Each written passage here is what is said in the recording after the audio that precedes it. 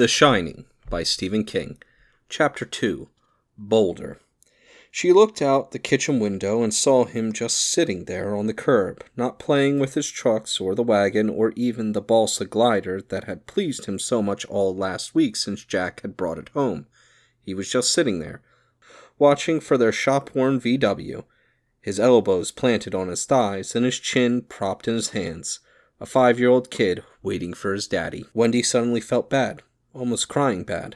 She hung the dish towel over the bar by the sink and went downstairs, buttoning the top 2 buttons of her house dress. Jack in his pride. Hey, no, Al. I don't need an advance. I'm okay for a while. The hallway walls were gouged and marked with crayons, grease pencil, spray paint. The stairs were steep and splintery. The whole building smelled of sour age, and what sort of place was this for Danny after the small, neat brick house in Stovington?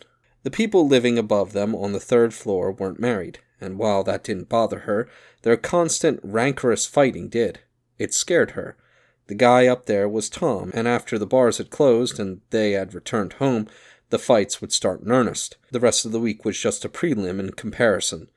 The Friday night fights, Jack called them, but it wasn't funny.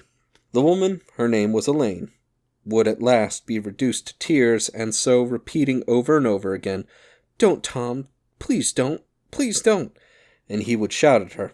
Once they even awakened Danny, and Danny slept like a corpse. The next morning Jack caught Tom going out and had spoken to him on the sidewalk at some length. Tom started to bluster, and Jack had said something else to him, too quietly for Wendy to hear, and Tom had only shaken his head sullenly and walked away. That had been a week ago, and for a few days things had been better, but since the weekend things had been working back to normal. Abnormal. It was bad for the boy. Her sense of grief washed over her again, but she was on the walk now, and she smothered it. Sweeping her dress under her and sitting down on the curb beside him, she said, "What's up, Doc?" He smiled at her, but it was perfunctory. "Hi, Mom." The glider was between his sneakered feet, and she saw that one of the wings had started to splinter. "Want me to see what I can do with that, honey?" Danny had gone back to staring up the street. "No, Dad will fix it." "Your daddy may not be back until supper time, Doc. It's a long drive up into those mountains." "Do you think the bug will break down?" "No, I don't think so." But he had just given her something new to worry about. "Thanks, Danny. I needed that." "Dad said it might," Danny said in a matter-of-fact, almost bored manner. "He said the fuel pump was all shot to shit." "Don't say that, Danny." "Fuel pump?" He asked her with honest surprise. She sighed. "No, all shot to shit. Don't say that." "Why? It's vulgar."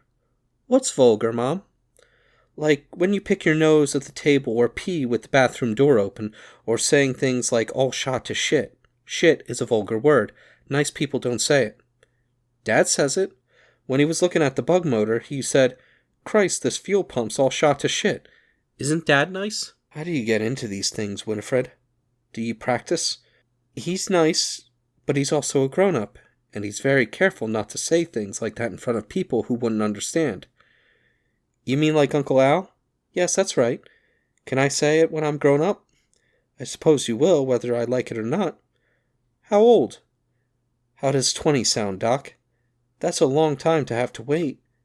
"I guess it is. But will you try?" "Okay." He went back to staring up the street. He flexed a little, as if to rise, but the beetle coming was much newer, and much brighter red. He flexed again.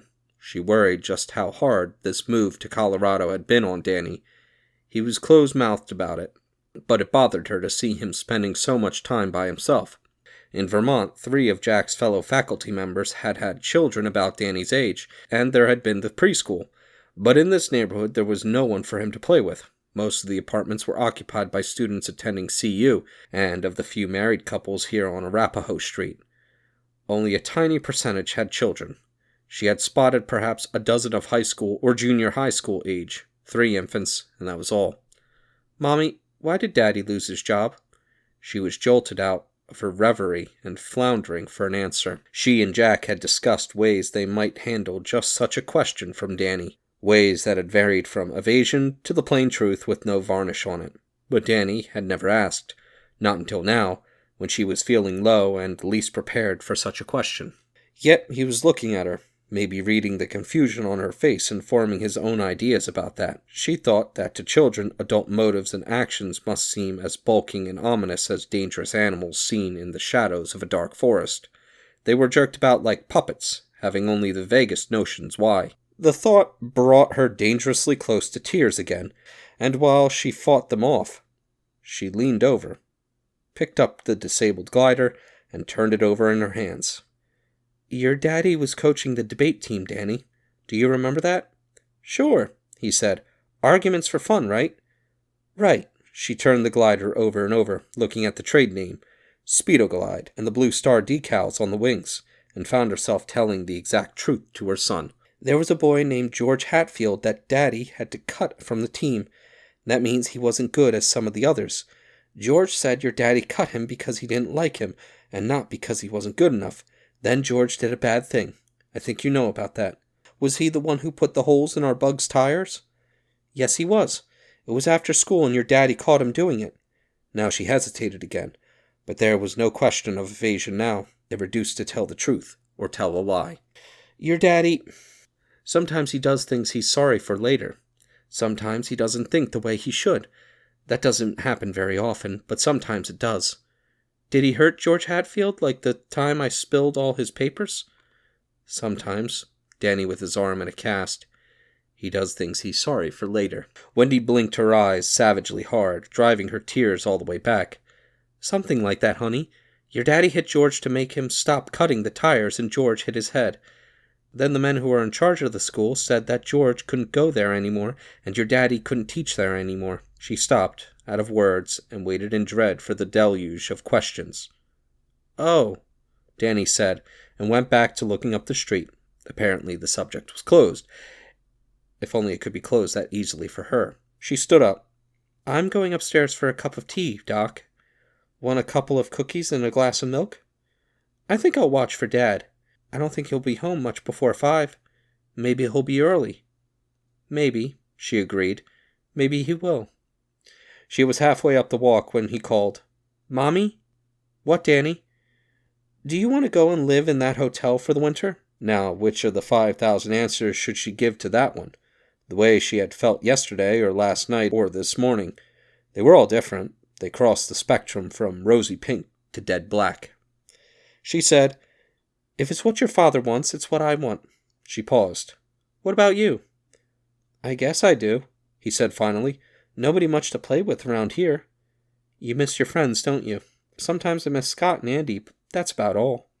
She went back to him and kissed him, rumpled his light-colored hair that was just losing its baby fineness. He was such a solemn little boy, and sometimes she wondered just how he was supposed to survive with her and Jack for parents. The high hopes they had begun with came down to this unpleasant apartment building in a city they didn't know. The image of Danny and his cast rose up before her again. Somebody in the divine placement service had made a mistake. One she sometimes feared could never be corrected, and which only the most innocent bystander could pay for. "Stay out of the road, Doc," she said, and hugged him tight. "Sure, Mom." She went upstairs and into the kitchen. She put on the teapot and laid a couple of Oreos on a plate for Danny in case he decided to come up while she was lying down. Sitting at the table with her big pottery cup in front of her, she looked out the window at him, still sitting on the curb in his blue jeans and his oversized dark green Stovington Prep sweatshirt, the glider now lying beside him. The tears which had threatened all day now came in a cloudburst, and she leaned into the fragrant, curling steam of the tea and wept, in grief and loss for the past, the terror of the future.